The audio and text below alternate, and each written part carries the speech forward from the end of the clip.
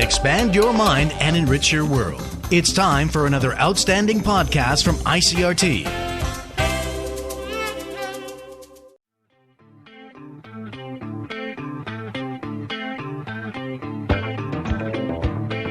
Hello and welcome to another podcast edition of Taiwan Talk. I'm Keith Manconi.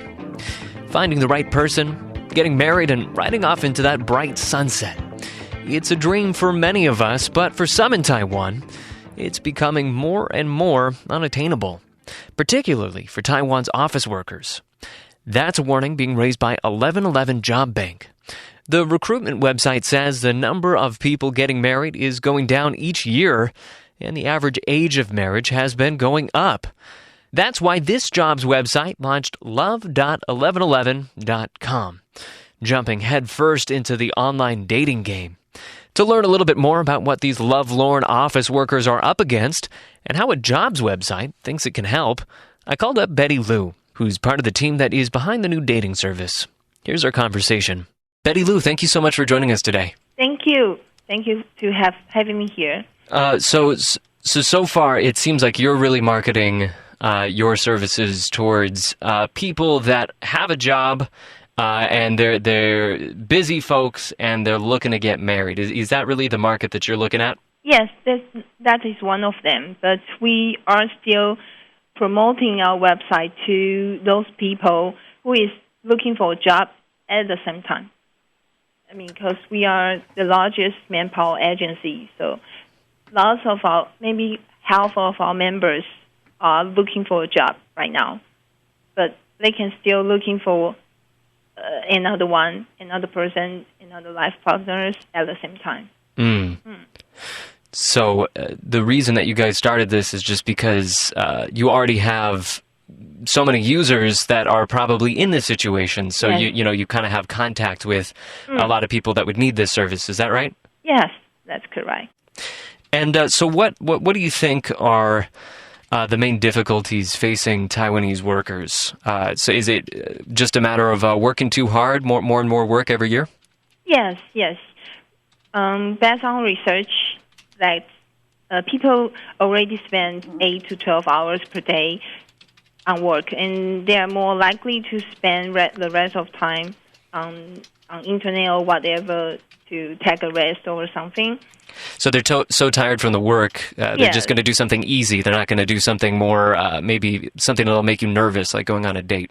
Yes, definitely. Especially, I think they have problems they might have problems to meet a new person and start over again to all the dating or all the stuff again. So they might be discouraged already, had a bad experience. Yes.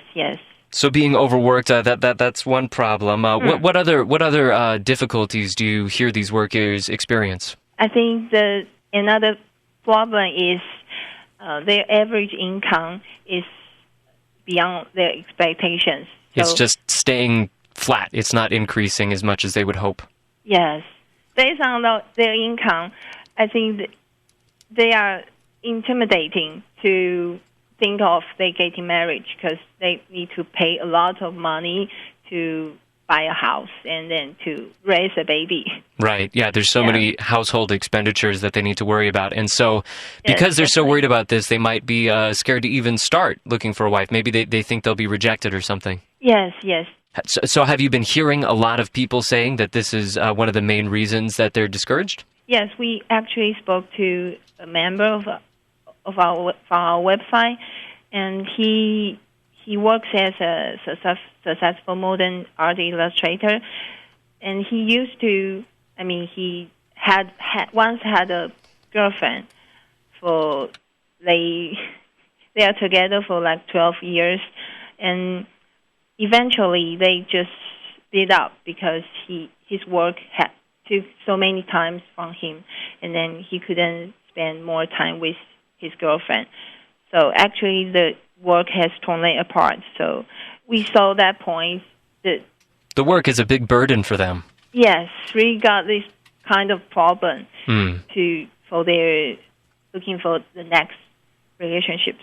And then, we were speaking before we started recording, and you were telling me that another thing that might be making it difficult for some people to take that first step is the fact that women are making more money than they used to make. Why would this make it more difficult? I think, yes, because women get pickier on their life partners. Yeah, they were looking for, because they earn more, and then they were definitely looking for a better guy to marry you to. So, yeah, it is really tricky, I would say. Tricky, because they are pickier. So they're getting more power, and they want more because of that. Yes. Okay, so all of these things put together are maybe making it more difficult for people to get married, making more barriers. How long has this been going on? Are these new trends, or is this something that Taiwan has been experiencing for a long time now? I think just for a few years. I think just for 3 to 5 years. It's not really brand new, but yeah, it's been, based on research, it's been 5 years already.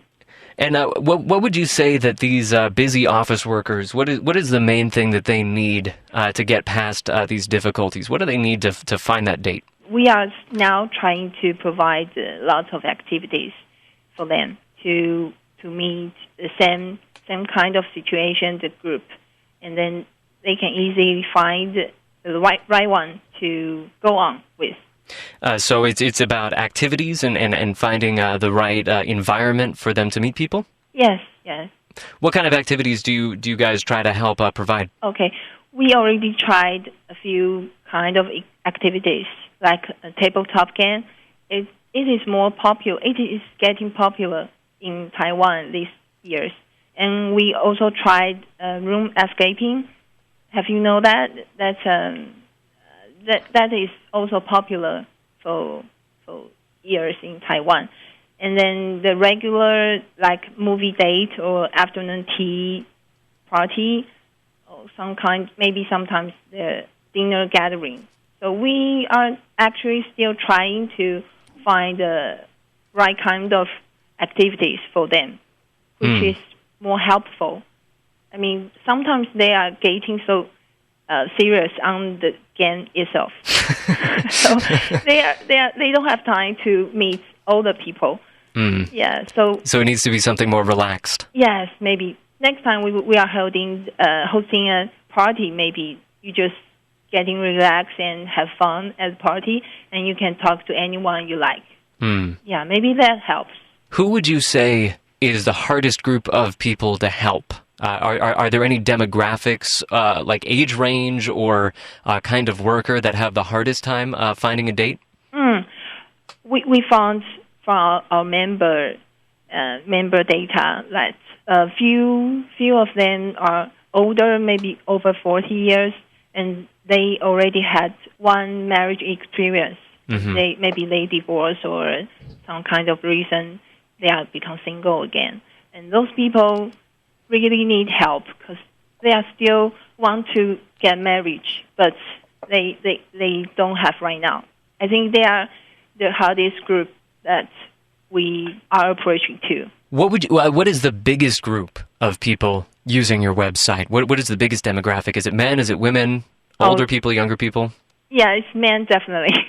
Lots of men love to become our member. And the age is around 30 to 35. We are actually looking for more women to register to our website because it will become even, one man to one woman. Yeah. But now, after 3 months, we launched, and there's lots of men on our website. I don't know why. I'm sure every dating site has that problem. It's hard to attract more women. Yes, I think so. What would you say is, there's a lot of dating websites in Taiwan. You're not the only one. What would you say, in your experience so far, has been the hardest thing about starting a dating website? I mean, you're already a really big business. You already have many users. But now this is something that's pretty new for you guys. So what would you say has been the most difficult thing so far? Yeah, the difficulty thing is there's already lots of websites in the market. So when we launched, we could not approach to the most of them. And because we are trying to do a serious website that you have to be real person. So it is getting difficult for us to let the people come into our website and then leave their real information on our website. Oh, so they need to do more to register for your website than something that is less serious. Yes. So are you saying it's difficult to make, because listening to you talk, it sounds like a lot of people do need help, but is what you're saying that maybe some of these people are just not willing to take the first step? They're not proactive enough?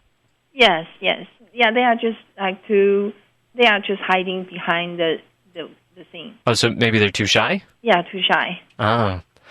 Is this a bigger problem in Taiwan? Is maybe a lot of people are just too nervous to take the first step? Yes, I think especially for men. Mm. I think lots of Taiwanese guys, they want to know more girls, but they just hiding behind the computer and then just do normal chatting, but not showing in person. Yeah, maybe they are shy and they don't know how to get to know a girl and then maybe do more steps. So if everybody's too shy, that must make it pretty difficult to make a dating site work. Yeah, definitely. On all every activities, it is the biggest challenge is to make them talk to each other. When every time we gather like 20 or 30 people in a room, and then they just do their own stuff. Mm. They are looking for their phone, or they are not talking to each other. Oh. So we have to get them to start to talking. So it is really a problem. So maybe the next step is to start having confidence classes. Yeah, okay.